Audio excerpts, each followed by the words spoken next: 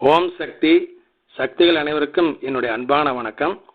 சக்திகளே, நேற்று மருதுபாண்டி கதை சொன்னேன் இல்லைங்களா, அது ஒரு வரி விட்டு போச்சுங்க. என்னன்னாங்க, அந்த பேய் எப்போ மருதுபாண்டிக்கு பிடிச்சதோ அது சம்சாரத்தை விட்டுச்சு. சம்சாரத்தை தொந்தரவு இல்லைங்க. அப்புறம் அம்மா அதுலாம் கட்டம் போட்டு வட்டம் போட்டு அந்த ஏவலை கொன்ன பின்னால் எந்த பிரச்சனையும் இல்லாமல் அவங்களாம் நிம்மதியாக இருக்கிறாங்க. இப்போ அம்மாவுடைய தொண்டரெல்லாம் இருக்கிறாங்க, சீரிய செவ்வாடை தொண்டர். இப்போ அவர் என்ன தெரியுமா சொல்கிறாருங்க, அந்த 3 பேய்களுக்கும் நன்றி சொல்கிறாருங்க. ஆமாம், எப்படின்னாங்க, அந்த 3 பேய்க்கு எங்கள் வாழ்க்கையில் குறுக்கிடலைன்னா, எங்கள் வாழ்க்கையில் குறுக்கிட்ட காரணத்தினால்தான் நாங்கள் அம்மாட்ட வந்தோம், இப்படி ஒரு பரம்பொருள் இருக்குது அப்படிங்க தெரிஞ்சுக்கிட்டோம். இல்லைன்னா அந்த பங்காரு தெய்வத்தை நாங்கள் தெரியாமலே எங்கள் வாழ்க்கையை முடிச்சிருப்போம். அதனால அந்த 3 பேய்களுக்கும் எங்களுடைய மனமார்ந்த நன்றி அப்படிங்கிறாங்க. எப்படி பாருங்க சக்திகளே. அடுத்து பாருங்க, இன்னொரு இளைஞர் சென்னையை சேர்ந்தவங்க, பேர் திலீப். இவர் கார் டிரைவர். இவங்க நம்ம லோகநாயகி சக்தி இருக்கிறாங்க பாருங்க, சென்னை. அவங்க அவங்க காருக்கு அப்பப்போ ஆக்டிங் டிரைவராக அவர் கூப்பிட்டு போவாங்க. அப்படி கூட்டிகிட்டு போகும்பொழுது ஒரு சமயம் சொன்னாங்க, அம்மாவை பற்றி எடுத்து சொல்லி, இப்படி அம்மாவை கும்பிடு தம்பி, டாலர் கழுத்தில் போட்டுக்க அப்படின்னு அம்மாவுடைய மகிமையெல்லாம் காரில் போகிறப்போ சொல்லிட்டு இருந்துக்கிறாங்க. உடனே அந்த தம்பியுமே நம்பிக்கையா சரி கொடுங்க அம்மான்னு சொல்லி ஒரு டாலர் அப்போ வாங்கி கழுத்தில் போட்டுக்கிட்டார். அடுத்து ஒரு வாரம் கழித்து அந்த தம்பி லோவுக்கு ஃபோன் பண்ணுறாரு. எப்படின்னாங்க, நான் பைக் ரேஸில் கலந்துக்கிட்டேன், எனக்கு அதில் ரொம்ப ஆர்வம், அதில் ஜெயிக்கணும், கோச் ஆகணுங்கிறதா என்னுடைய லட்சியமே.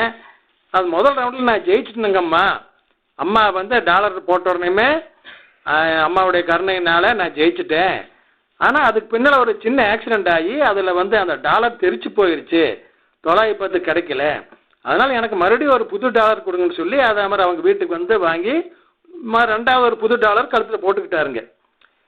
இப்போது இவர் மறுபடியும் பைக் ரேஸில் கலந்துக்கோணும், செகண்ட் ரவுண்டு ஃபைனல் ரவுண்டு வரைக்கும் போகணும். முதல் ரவுண்டில் பழைய பைக்கில் தான் போனார். இந்த பழைய பைக்கை வச்சே மறுபடியும் அடுத்த ரவுண்டில் கலந்துக்கிறது அப்படிங்கிறது சிரமம். இந்த நிலையில் அம்மா என்ன பண்ணுது பாருங்க, அந்த திலீப்புடைய நண்பர்கள்லாம் சேர்ந்து பணம் கலெக்ட் பண்ணி 40,000 ரூபாய் டெபாசிட் பண்ணி ஒரு புது பைக் வாங்கி கொடுத்தாங்க. இவர் அந்த பைக்கை வச்சுக்கிட்டு 4th ரவுண்டில் கலந்துக்கிட்டாருங்க. 4th ரவுண்டு வரைக்கும் வந்துட்டாருங்க. இந்த 4th ரவுண்ட்லிங்க மாமூலாக அந்த பைக் ரேஸ்னால் ஜெயிக்கக்கூடிய மிகப்பெரிய வின்னர் இன்னொரு இளைஞர் இருக்கிறார். அந்த இளைஞரும் கலந்துக்கிட்டு இருக்கிறாரு, அவர் தான் ஜெயிப்பார். ஆனால் என்ன ஆகுது பாருங்க, அந்த இளைஞர் அந்த ரேஸில் கலந்துக்கும் பொழுது திடீர்னு சிறு விபத்து ஏற்பட்டு அவருக்கு கை முறிஞ்சு போச்சுங்க. அதன் காரணமாக நம்ம திலீப்பன் ஜெயிச்சுட்டாருங்க 4th ரவுண்டில். 4th ரவுண்டில் ஜெயிச்சு ஃபைனல்லையும் வந்துட்டாருங்க. ஃபைனல்லையும் ஜெயிச்சாச்சு. ஃபைனலில் ஜெயிச்சப்பவும் இவருக்கு சின்ன ஒரு ஆக்சிடென்ட் ஆச்சுங்க. ஆனால் இவருக்கு எந்த காயமெல்லாம் ஒன்றும் இல்லைங்க, தப்பிச்சுக்கிட்டாருங்க அம்மா கருணையினால்.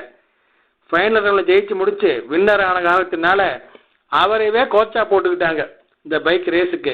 அவருடைய லட்சியமே இந்த பைக் ரேஸுன்னு கோச் ஆகணும் அப்படிங்கிறதான் பாருங்களேன். இப்போ இந்த இளைஞர் என்னங்க செஞ்சுட்டார், பெருசா அம்மாவை நம்பி காலத்தில் டாலர் போட்டுக்கிட்டாரு, அம்மாவை வேண்டிக்கிட்டாரு, அவ்வளோதானுங்க. அதுக்கே பாருங்க அம்மா இப்படி படிப்படியாக செய்துனுங்க. கருணை கடல் நம் பங்காரு தெய்வம். ஓம் சக்தி.